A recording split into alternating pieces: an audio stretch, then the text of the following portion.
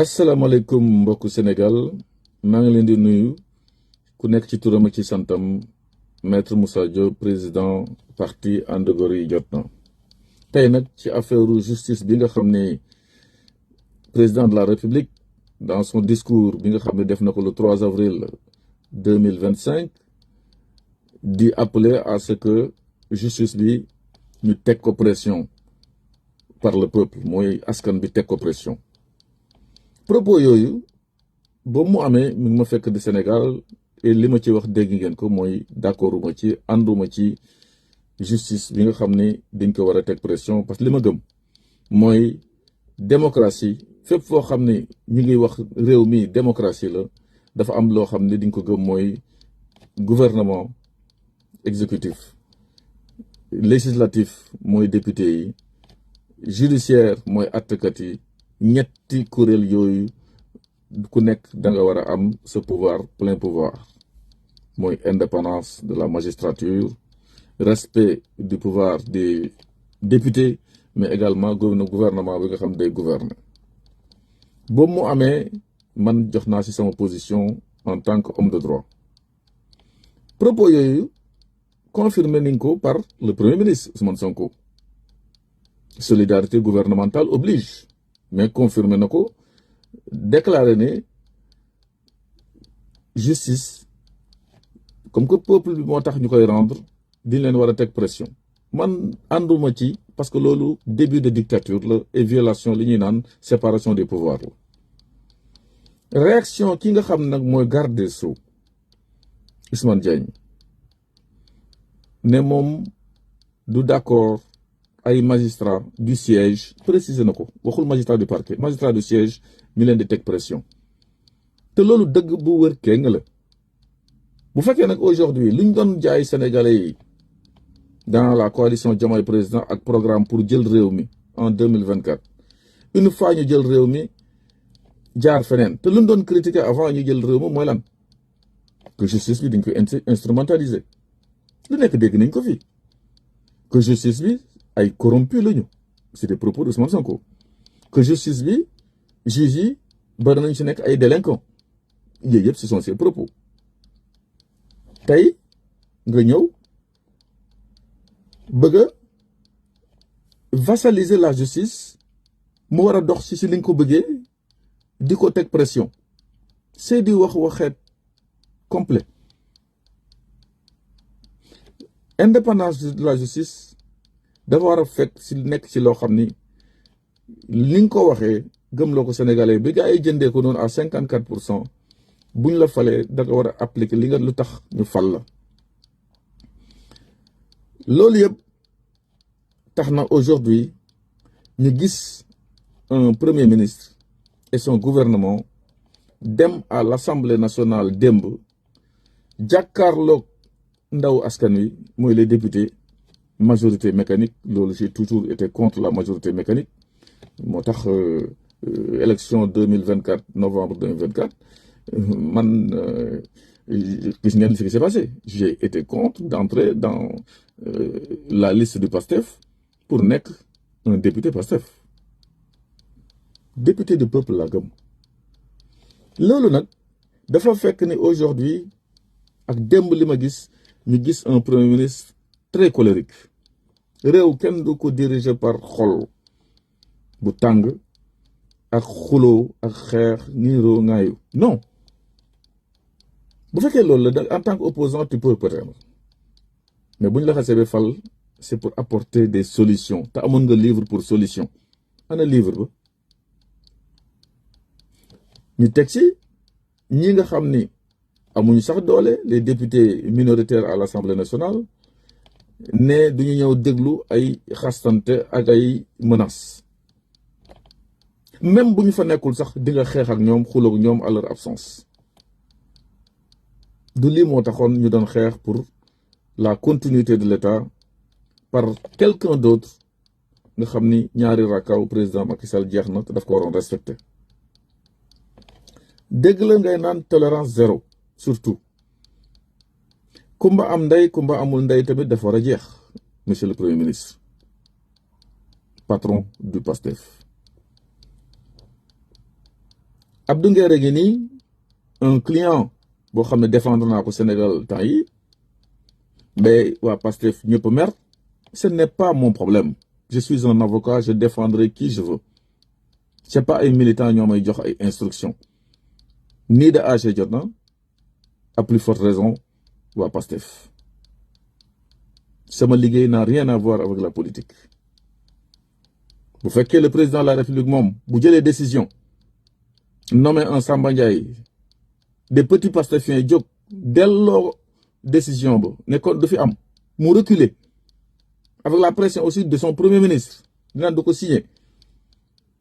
et que des gens comme le DG du port nommé par le président de la République woñ loxoom ça s'il appelle à des DG forts, je parle du président Bassirou Diomaye Faye, bu fekkee mi ngi woote ay DG fort la bëgg ay ministre fort ay premier ministre super fort, il a vu le résultat et nous sommes qu'à un début. Loolu mooy dëgg. Man président de la République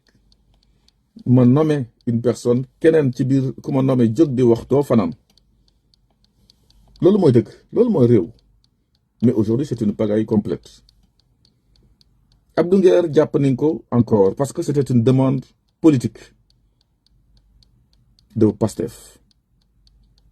Keroog boo mu rëccee fekk ba koy défendre à la sûreté urbaine, vous avez vu la réaction de ñi nga xam ne ñooy waa Pastef. ñu bëri nee nañ ay jullit lañu. Jullit du ñaanal mbokkam kaso. Jullit du ñaanal mbokkam kaso. Loolu la ñuy wax ci kaw. Mais mu dem jàkkaarloog attakat yi jàkkaarloog policiers yi ko war a entendre sur convocation sur la surveillance du procureur de la République mu génn fa kenn téyewu ko ma gis waa Pastef yi mer coow li bëri ñu bëri sax saaga nañ ma man en tant que l'avocat fuñ ko teg c'est parce que luñ doon wax di naan duñu ñaanal nit kaso gëmuñu ko du ñooy jullit. De toute façon, s'il faut mettre la pression sur des gens, tiital leen saaga leen menacer leen bu fekkee c'est Moussa Diop, ils sont très mal placés, très mal partis. Ça ne marchera pas. Fii gis nañu monsieur le procureur de la République nga seetaan nit jóg bokk nekk au cœur du Pastef saaga ndey président de la République Diomaye Faye yënguwoo. Gis nga nit jóg traité Pape Barthélémy Dias de golo yënguwoo autosaisiro. Gis nga un prétendu docteur Diallo ne Sénégal démocratie amatu fi fii royaume la Sonko roi Diomaye prince ku fi yëngatu traité sénégalais yëpp yu àndul ak ñoom de doomaram yëngatu woo pour woo ko mettre ko le point sur les i. Gis nga un ministre porte-parole du gouvernement Ndiack Sarré génn ne feu Mamadou Moustapha Ba ancien ministre des finances et du budget dañ ko assassiné. Nga ne pataaral woowoo ko parce qu'il est du Pastef woowoo ko parce que ñemewoo. Gis nga loo xam ne danga ko sol te attuna ko danga koy subbi teg fële. Ne regardez que la République, le Sénégal. Pourtant le doyen Adama Gaye journaliste waxoon na la même chose sur la même personne feu Moustapha Ba ne dañ ko rey mais da ngeen ko jàpp ne ràpp ci biir garde à vue mu dem juge yi nga xam ne ce sont des magistrats assis donc indépendants mënul ci lem dara ngeen mënul ci ñooñu ñoo ko libéré bu defoon ci yéen rek tëj nañ ko le parquet mais magistrats assis du siège dañ ko libéré. Ni ngeen jàppee woon Adama Gaye Ndiack Sarré ñëw wax lu muy wax da ngeen ko waroon woo defu leen ko. Monsieur Ibrahima Sall wax na fi sur la disparition de Fulbert Sambou yooyu yëpp nii la demee arrêté ngeen ko du ay diffusion de fausses nouvelles. Abdou Nguer dérange. Abdou Nguer da lay rappeler li nga def te mënoo ci dara yaa ko def am ci ay preuve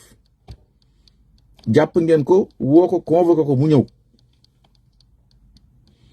ngeen vérifier toute la journée ba guddi 11h30 ba guddi trouvé wu leen dara loo xam ne mën na considérer une infraction ngeen tombe sur un compte boo xam ne moomu ko même su fekkee dañ ko tuddee Abdou Nguer Seul turam mi ngi ci kooku da ko tooñ sax tuddee compte am boobu Abdou Nguer Seul parce que da ko fond c'est tout ñu vérifier enquête xam ne du moom ñu jàpp kooku xanaa kay boo jàppee ki def lu taxoon ngay wër nga jàpp sàcc bi mais da ngay bàyyi ki nga xam ne présumé innocent et innocent même parce que du moom mais nga place ko en garde à vue pourquoi c'est pour faire plaisir à des militants du pouvoir du PASTEF loolu mooy dëgg la kumba am ndey kumba amul ndey am na fi te luñ doon xeex donc jóge fi tey l'emprisonnement mooy programme mu Ousmane Sonko qui n'est pas à sa place parce que bu fekkee xuloo xeex gu dëgg ba ca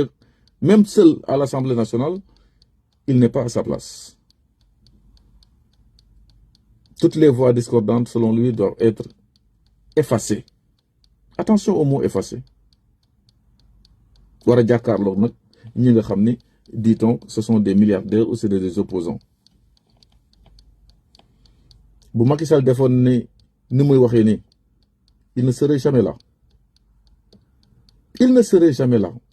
ñun man foogoon naa ne moom bu ñëwee c'est pour faire avancer la démocratie et di naan kenn dootu fi waxati ku fi wax tolérance zéro dina lay jàpp ne ràpp ci kaso bi ku ñemee na génn ñu xeex ak kan opposition bi ak ñi nga xam ne sont des sentinelles comme ñoom Moussa Diop actuellement taluñu xuloo taluñu xeex defaraat Sénégal tegaat ko ci raay développer ko faire évoluer les choses fa lañ toll bu fekkee nag monsieur Ousmane Sonko c'est pour masquer sa échec depuis 1 an et quelques au pouvoir li nga doon dig Sénégalais yi sur l'emploi fouras sur l'emploi fouras tey exportation de main d'œuvre nga fi nekkee bu fekkee wàccee la vie chère bi ñi sant seen bopp Sénégal tey la nit ñi gën a sonn li nga digoon Sénégalais yi ci programme muy amnistie di mu ñëwee da nga koy dindi parce que da nga ko bañ a voter da nga koy abroger même déclaration de politique générale décembre 2024 wax nga ne bu fekkee ñun ñoo tax ñu koy def ni ñu ko dindi 3 mois après qu'est-ce qui s'est changé pour nga changer langage ne non duñ ko dindi duñ koy interpréter comme ça ñu segg lu ñu arrangé wul nii loolu mooy lan y a des gens qu'on veut protéger c'est tout gis nga nit buy def dara dans l'opposition na assumé Moussa Diop taalul pyromanul yàqul saagawul waxu fi ci ñaaw ci réew mi waa AG kenn defu ko l'objectif est atteint il fallait empêcher le président Macky Sall di def 3e mandat c'est tout ku nekk def nga li nga war a def am ñoo xam ne ils n'ont même pas respecté les institutions judiciaires en traitant les magistrats même de lâches loolu am na fii de corrompus de délinquants defuñu ko donc aujourd'hui lii digoon Sénégalais yi sax defuñu ko naan dañuy intervenir j'invite nag le conseil constitutionnel les magistrats ñu jël seen responsabilité comme ni ñu ko jëlee woon au mois de mars 2024 de opposer à tout report de l'élection présidentielle face au président Macky Sall bii tamit la loi d'interprétation bi ñu joxe te ki nga xam ne moo ko porte sax dafa ne woon dañ koy annuler le 12 février 2024 sur sa page Facebook Amadou Ba tey ñu ñëw di layam donc yaa di waxet dans tous les cas le pourquoi ça ne m'intéresse pas diggee bor la ana loi sur l'homosexualité ci mesure yi may njëkk jël c'était sur Walf je pense mesure yi may njëkk jël ci lay bokk tey sañoo ko su ma toogee réew mi dans 2 mois ñu régler problème bi kii kenn du fi dem ba di am déception les gens sont déçus c'est ça la réalité